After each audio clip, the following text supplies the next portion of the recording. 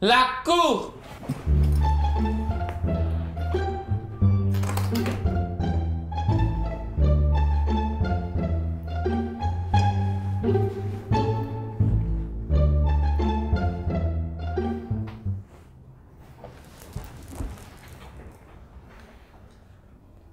Bonjour. Adam est trop fier pour s'excuser auprès de son ami qui l'a injurié. Son institutrice excédée décide de le traduire devant la cour. Silence! Silence de la salle! Adam est appelé à la barre. Je vous le dis tout de suite, je ne suis pas coupable. Je suis innocent. Ils disent tout ça et on ne vous a pas encore donné la parole. Silence! Maître Chrétien, vous n'avez plus besoin de défendre votre client. Ils se sentent déjà innocents. Veuillez l'excuser, votre honneur. Il est à vous. Encore merci, votre honneur. Nous sommes dans une cour de vérité et la vérité doit éclater. Mon client est accusé d'être orgueilleux alors que les faits prouvent le contraire. Adam, pouvez-vous nous expliquer ce qui s'est passé véritablement avec votre ami? Je m'amusais avec lui et puis il s'est fâché. Et il a un gros cœur. Il paraît que vous l'avez insulté. Je lui ai simplement dit qu'il avait des dents jaunes. Je m'amusais avec lui pourtant. Silence! Continuez. Merci, votre honneur. C'est ça seulement que vous lui avez dit. Oui, maître, je ne l'ai pas insulté. J'ai dit la vérité. Regardez vous-même ses dents. Je devais me mentir en disant qu'elles sont blanches. Silence! Continuez. Merci, votre honneur. La question est posée à l'assistance. Adam doit-il mentir pour complaire son ami? Seule la vérité rougit les yeux. Mon client n'est donc pas orgueilleux comme on l'accuse. Il a même plutôt été aimable avec son ami en lui disant comment était l'état de ses dents. Votre honneur, ce sera tout pour l'instant. Merci, maître. La parole est désormais à l'accusation. Merci, votre honneur.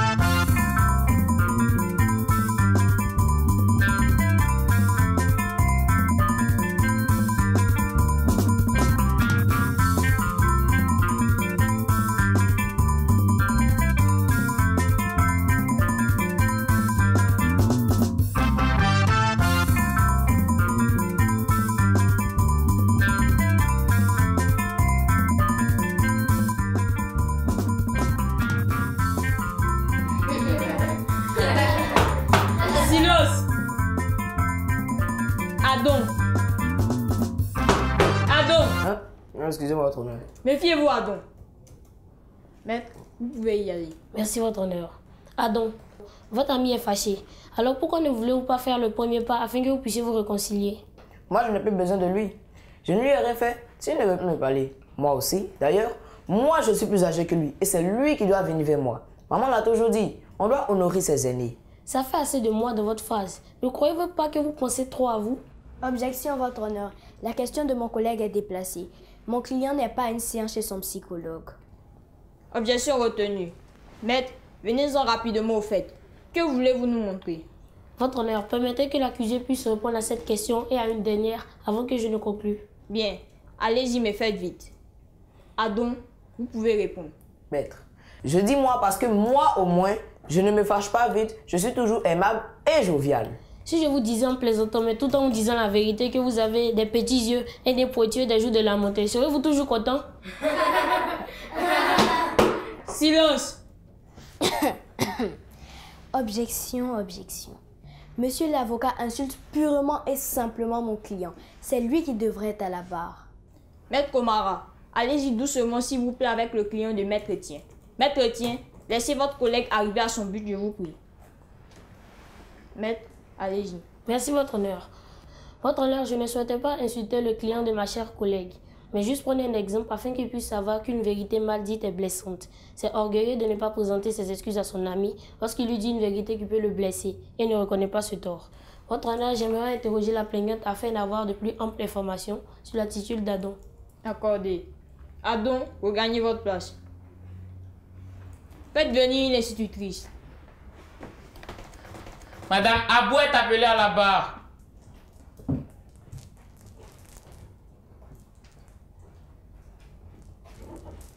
Madame Abou, à part cette affaire, comment Adon se comporte-t-il en classe avec ses amis? C'est un élève très éveillé. Il aime taquiner et provoquer ses camarades, mais il n'aime pas s'excuser. Cela lui pose des problèmes avec ses camarades. Est-il toujours ainsi?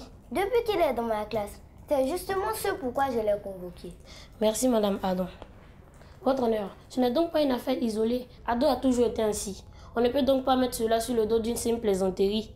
Adon est orgueilleux. Appelons un chat un chat. C'est tout ce que j'avais à dire. Merci, maître. Maître Tien, on vous sent un peu nerveux. Avez-vous des questions ou réactions? Oui, votre honneur. J'aimerais interroger la plaignante. Allez-y. Alors, vous dites qu'il a toujours été taquin en classe. C'est ce que j'ai dit. Allons, un élève dans une classe ne peut pas passer sa vie à être sérieux. Au contraire, c'est normal pour lui de plaisanter et de taquiner ses amis dans un esprit de camaraderie. On est tous passés par là, n'est-ce pas? C'est juste, mais ce n'est pas une raison de ne pas s'excuser quand on heurte son ami. Alors, selon vous, on devrait s'excuser à chaque plaisanterie, à chaque blague. Cela n'a pas de sens, sinon ce n'est pas de la plaisanterie. La vraie taquinerie n'est pas accompagnée d'excuses à ce que je sache. Votre honneur, ce sera tout. Merci, maître. S'il n'y a plus de questions ou de réactions, Madame Abo, vous pouvez regagner votre place.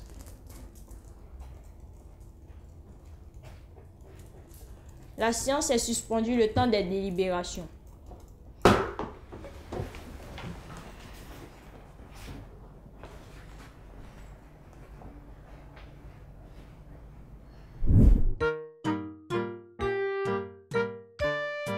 L'actualité. Hello chers amis et bienvenue dans votre rubrique Exploration. Aujourd'hui, nous allons parler du masque Gondo. Masque d'origine Senfo, la légende raconte que celui-ci tire son origine de la rencontre entre un cultivateur qui se rendait dans son champ et le génie. C'est alors que le génie lui remet le masque et l'a de le reproduire. Cette technique s'apprend de père en fils sculpteur et seuls les cimetières avaient le droit de le voir pendant les cérémonies funèbres. Aujourd'hui encore, le savoir-faire se perpétue et tout le monde peut le voir. Il en existe deux. Le grand, avec un caméléon sur le front, représente la sagesse, la tranquillité. Le petit, quant à lui, avec un oiseau sur le front, pour symboliser le gardien de la forêt sacrée. Je vous remercie, au revoir et à bientôt.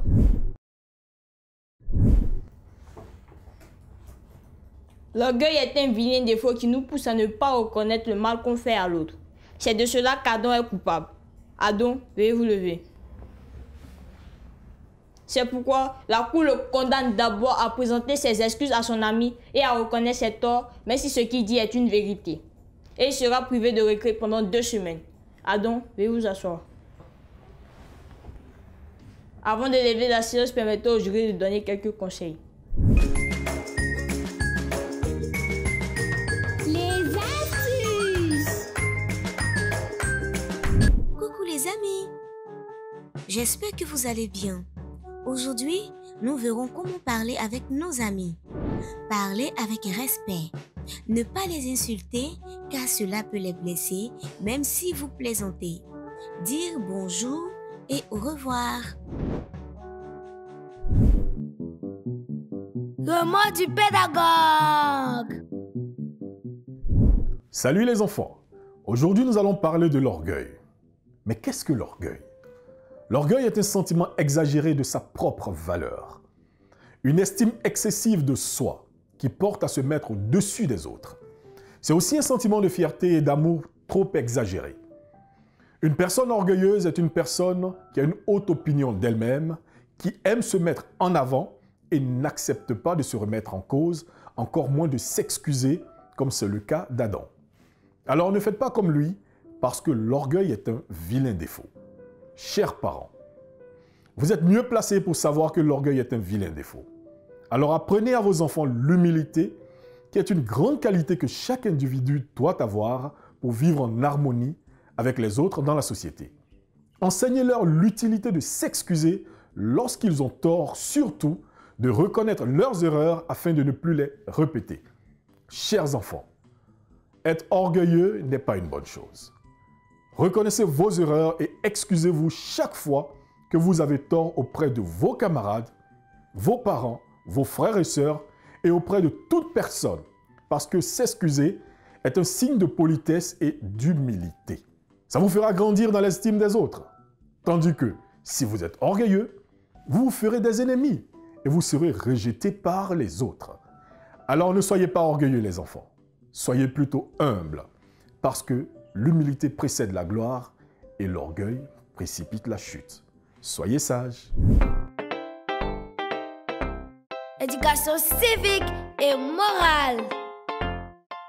Je participe à l'entretien des biens publics. Les biens publics mal entretenus peuvent se dégrader, se détériorer, s'abîmer et personne ne peut bénéficier de leurs services. Amène l'État à utiliser l'argent des impôts pour les réparer au lieu de réaliser des nouvelles infrastructures. Cela retardera alors le développement social du pays.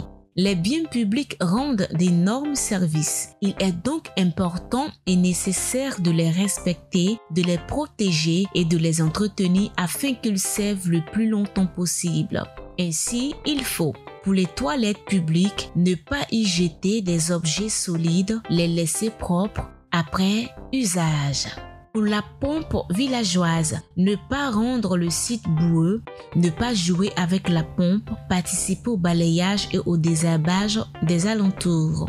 Pour les transports en commun, évitez de grimper sur les fenêtres, évitez de faire des graffitis sur les bus, évitez de casser les bus au cours des manifestations. Pour les murs des bâtiments publics, ne pas les toucher avec les mains sales, ne pas y faire des graffitis, les nettoyer, chasser la poussière et les toiles d'araignée.